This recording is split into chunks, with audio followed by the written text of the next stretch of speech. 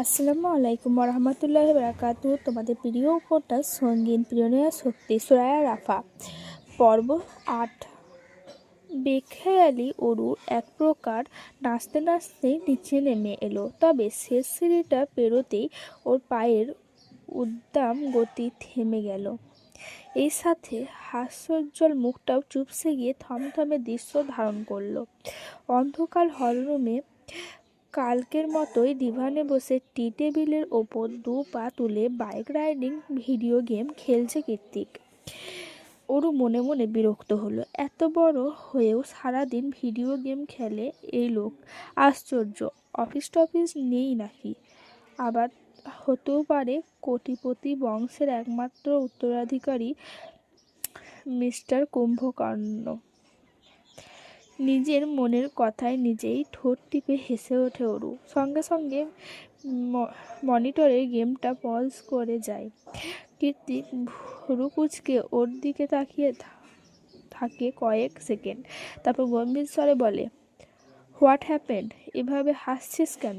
আমি বয়সে তোর থেকে ঠিক কত বছরের বড় তুই জানিস? অরু হাসি থেমে যায়। চারিদিকে ঘুটঘুটে অন্ধকার, তার সাথে নিস্তব্ধ পরিবেশ।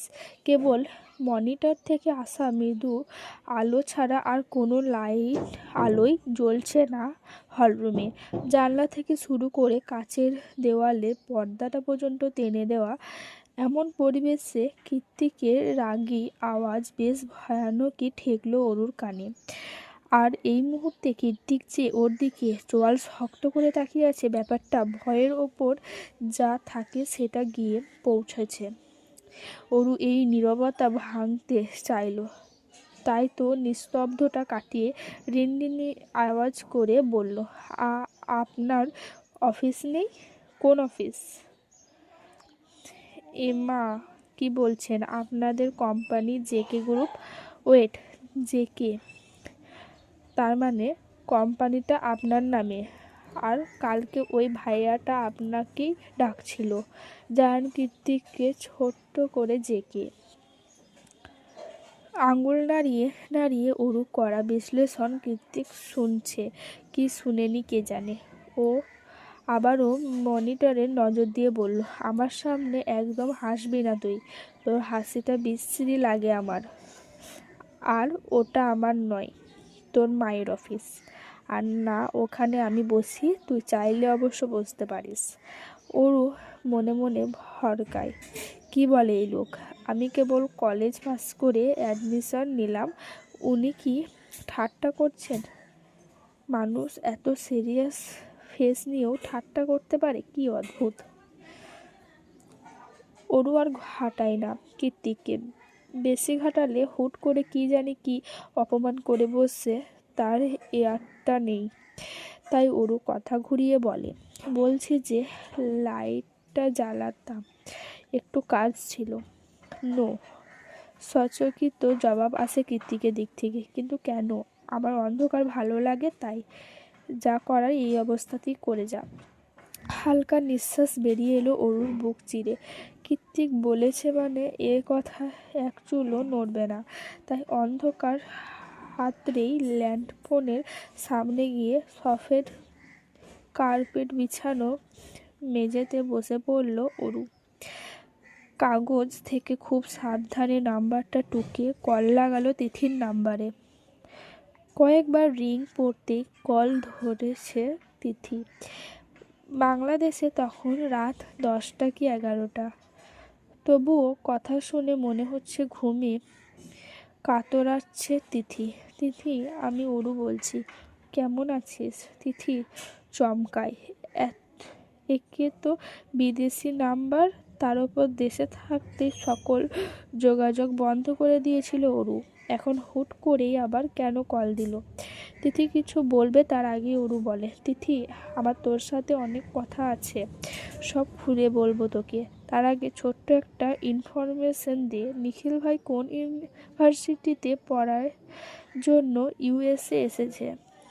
তিথি ওপাশ থেকে কি বলল সেটা শোনা না গেলেও আপাতত মনিটরে এতক্ষণ ধরে নির্ধায় চলে থাকা বাইকটা ব্রেক ফেল করে বিধ্বস্ত হয়ে পড়ে আছে। পর্দায় বড় বড় অক্ষরে লেখা আছে গেম ওভার।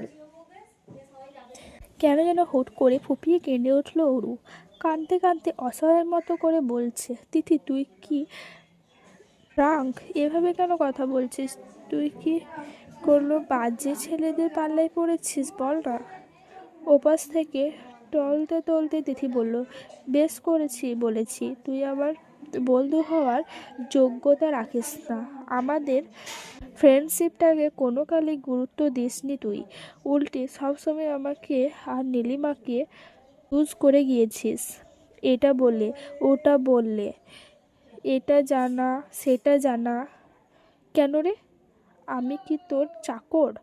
তোর ইনফরমেশন কালেক্ট করাই কি আমার কাজ? তার ওপর সবসময় এমন ভাব করে এসেছিস যেন তুই পারফেক্ট। তুই কীর্তিকুঞ্জের মালকিন আর আমরা কি লেম? কি বলছিস এসব তিথি? তোর মাথা ঠিক আছে? খানিকটা তাচ্ছিল্যে হেসে তিথি আবারও বলে, আরে তুই তো আসলেই কচুরিপানা রে।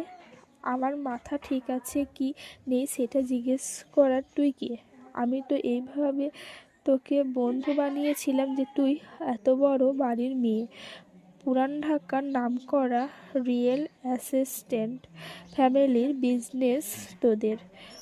ও মাই গড! কিন্তু তুই তো আসলে ও বাড়ির কেউই নস, আশ্রিতা মাত্র। তোদের জন্য ওই বাড়ির একমাত্র ছেলে জায়ান কীর্তিক চৌধুরীর নিজ বাড়িতে পা রাখে না পর্যন্ত। তাহলে ভাব তোরা কত নীচ। আর তোর সাহস দেখে তো আমি রীতিমতো অবাক হচ্ছি। তুই কিনা নিখিল ভাইয়ের খোঁজ করছিস। তুই জানিস নিখিল ভাই কত বড় সায়েন্টিস্ট হবে? তুই তার নখের যোগ্যতাও রাখিস না অরু। তাই তোর ভালোর জন্যই বলছি, ওনার বউ হওয়ার যে দিবাস্বপ্নটা দেখছিস না সেটা এবার বন্ধ কর। আর যাই হোক, নিখিল ভাইয়ের মতো হাই স্ট্যাটাসের ছেলে অন্তত তোকে বিয়ে করবে না। ওর চোখ দুটো বন্ধ করে সমস্তটা শুনে গেল। এই ভয়টাই তো পেয়ে এসেছিল এতগুলো বছর ধরে। আজ এত দূরে এসেও সেই ভয় থেকে পালাতে পারল না ও। ঠিকই মুখোমুখি হয়ে গেল তিক্ততার পরিপূর্ণ কিছু চরম সত্যের। নিস্তব্ধ শুনশান হলরুমে অরুর ফোঁপানির আওয়াজ স্পষ্ট শোনা যাচ্ছে। অরু কান্না ভেজা গলায় আরও একবার তিথিকে অনুরোধ করলো, প্লিজ তিথি তুই আমাকে যা খুশি বল, আমি শুনবো। শুধু নিখিল ভাইয়ের ভার্সিটির নামটা বল প্লিজ। তুই না বললে আমি আর কোনো দিনও নিখিল ভাইকে খুঁজে পাবো না। রিডিকিউলাস। ওপাশ থেকে এতটুকুই শোনা গেল। তারপর শুধু কল কেটে যাওয়ার পিক পিক আওয়াজ হলো। ওরও কি হলো কে জানে। আশেপাশে কে আছে কে নেই কোনো কিছু তোয়াক্কা না করেই কল কাটতে কাটতে হু হু আওয়াজ করে কেঁদে উঠল। হয়তো নিজের ঘনিষ্ঠ বন্ধুর কাছ থেকে এই তিরস্কারটা মোটেই হজম করতে পারেনি ও। আঁধারে ঢাকা বদ্ধ ঘরে সেই কান্নার আওয়াজ বড়ই ব্যথাতুল শোনালো। লম্বা সিল্ক চুলগুলো পুরো মেঝে জুড়ে ছড়িয়ে আছে। দু হাত মেঝেতে রেখে তাতে নিজের ভর ছেড়ে দিয়ে অনবরত কাঁদছে অরু। কান্নার তোকে শরীরটা বারবার ঝাঁকি দিয়ে উঠছে। সেই তালে তালে মৃদু ঝিনঝিন শব্দ করে পায়ে আটকে থাকা নুপুর জোড়া। পেছন থেকে ওর কালো মেঘের মতো ঘন চুল দেখে যে কেউ বলবে ডিজনি প্রিন্সেস রূপাঞ্জল তার সবচেয়ে দুঃখের সময় পার করছে। কিন্তু সবার দৃষ্টিভঙ্গি এক নয়, ধ্যান ধারণাও এক নয়। কারণ কারো ক্ষেত্রে হৃদয়টা হয় বরফের মতোই নির্জব আর অনুভূতিহীন। সামান্য কান্নাকাটি দিয়ে সেই বরফ গলানো দুষ্কর। এই যেমন অরুর কান্নাকাটিও পাশের ডিভানে বসে থাকা কীর্তিকে হৃদয় ছুঁতে পারল না।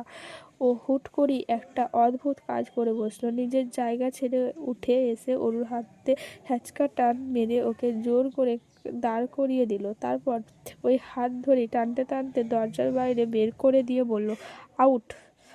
ওরও কিছু বুঝে ওঠার আগে শব্দটা উচ্চারণ করে ধাপ করে দরজা আটকে দেয় কৃত্তিক। তারপর ভেতরে গিয়ে মেঝেতে পড়ে থাকা কাগজের টুকরোটা তুলে হাত মুষ্টিবদ্ধ করে পকেট হাতের ফোন বের করে কাউকে কল লাগায়।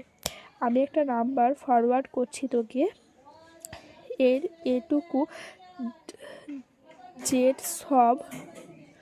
এ টু জেড সব ইনফরমেশন চাই, এসো এস সু এস পসিবল।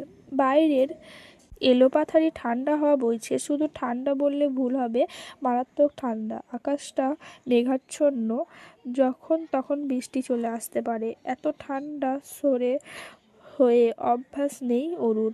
তার ওপর ওর পরনে কোনো শীতের কাপড় নেই।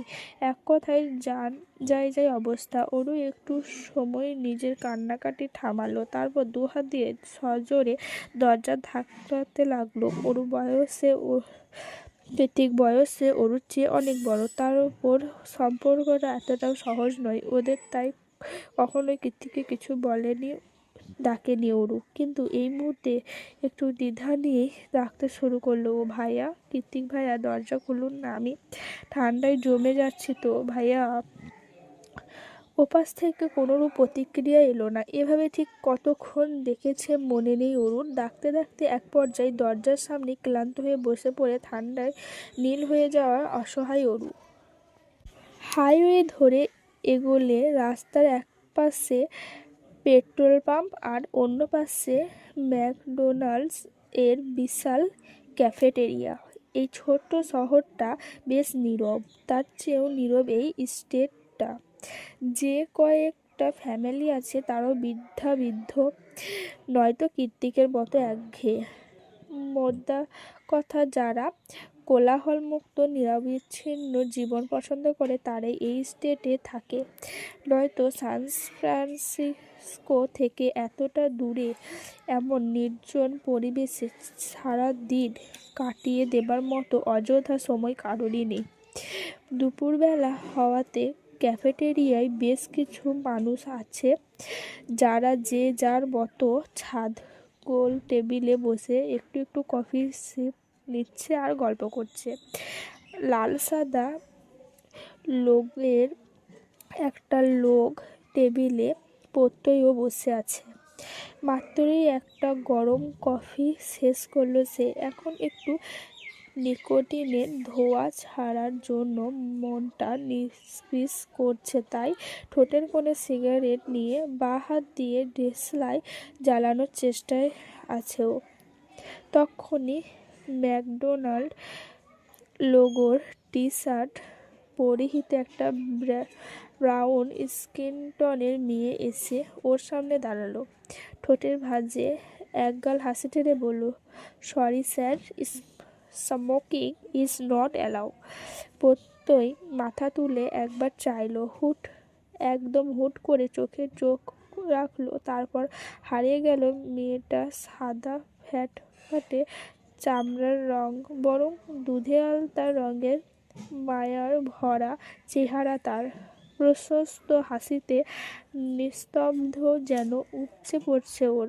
ডাগর ডাগর চোখে কোনো কৃত্রিম সৌন্দর্য নেই। চোখের নিচের শুক ডার্ক সার্কেলসটাও তার সৌন্দর্যের সামিল। প্রচণ্ড ঠান্ডায় ক্যালিফোর্নিয়ার মানুষের যখন দিনাতিপাত করাই দুষ্কর, ঠিক তখনই প্রত্যয় আবিষ্কার করলো এক অজানা উষ্ণতা ছেয়ে যাচ্ছে ওর হৃদয়ের কানায় কানায়।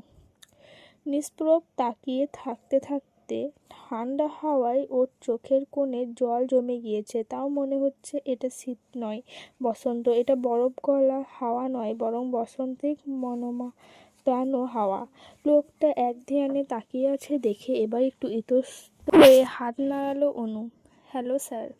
প্রত্যয়ের ধ্যান ভেঙে যায়। ও তৎক্ষণাৎ হুড়মুড়িয়ে সিগারেটটা ডাস্টবিনে ছুঁড়ে ফেলে দেয়। Thank you sir. মুখে একচিলকে সুশ্রী হাসি ঝুলিয়ে রেখে অনু চলে যায় অন্য কাস্টমারদের কাছে। প্রত্যয় বলতে চাইল, তুমি এমন করে আর কারোর সামনে হেসো না অপরিচিতা। তোমার এই মনমুগ্ধকর হাসিটা আমি কেবল একাই উপভোগ করতে চাই। কিন্তু ও পারল না। তার আগেই অন্য পাশ থেকে তর্কা তর্কাতর্কির আওয়াজ ভেসে এলো। প্রত্যয় খেয়াল করলো অনুকে ওরা কিছু বলছে। ভারী শরীরের গুন্ডা মতো একটা সাদা চামড়ার লোক, দেখেই মনে হচ্ছে টাল হয়ে আছে। স্মোকিং না করতে বলায় লোকটা ভীষণ চটে গিয়েছে অনুর ওপর। অযথা ইংরেজিতে গালাগাল করছে। এক কথায় দুই কথায় সব মানুষ জড়ো হয়ে গিয়েছে ওদের কাছে। ক্যাফেতে এই মুহূর্তে অনু আর ওর শিফটমেন্ট ডাইজিট ছাড়া কর্তৃপক্ষে কেউ নেই। তার ওপর অনু 2 দিন হলো জয়েন করেছে মাত্র। কিভাবে কি সামাল দেবে কিছুই বুঝে উঠতে পারছে না ও। এক পর্যায়ে লোকটা রেগেমেগে গরম কফির মগটা ছুঁড়ে মারে অনুর দিকে। আকস্মাৎ ঘটনায় চোখ জোড়া খিচে বন্ধ করে নিল অনু। 1 সেকেন্ড 2 সেকেন্ড করে প্রায় 30 সেকেন্ড অতিবাহিত হয়ে যায়। শরীরের চামড়ায় গরম বীভৎস কোনো কিছুই অনুভব করতে পারল না ও। ব্যাপারটা কী হলো বুঝে উঠতে ভয়ে ভয়ে চোখ খুলে অনু দেখতে পায় একটু আগের সিলভার কালার শার্ট পরিহিত সেই লোকটা ওকে নিজের বাহুতে আড়াল করে চোখ মুখ খিচে দাঁড়িয়ে আছে। তার মানে কফিটা কি ওনার শরীরে পড়ল? High high. অনু ব্যস্ত হয়ে কিছু বলতে যাবে তার আগে লোকটা ওর দিকে একরাশ মায়া চোখে তাকিয়ে বলল, আর ইউ ওকে? আজকের এপিসোড এতটাই। এরপর তোমরা কী উপন্যাস পড়তে চাও বা শুনতে চাও সেটি আমার কমেন্টে বলবে। আর কে কে সঙ্গীন প্রিয়নয়ের শক্তি উপন্যাসটা পড়ে নিয়েছো সেটাও কমেন্টে জানাও।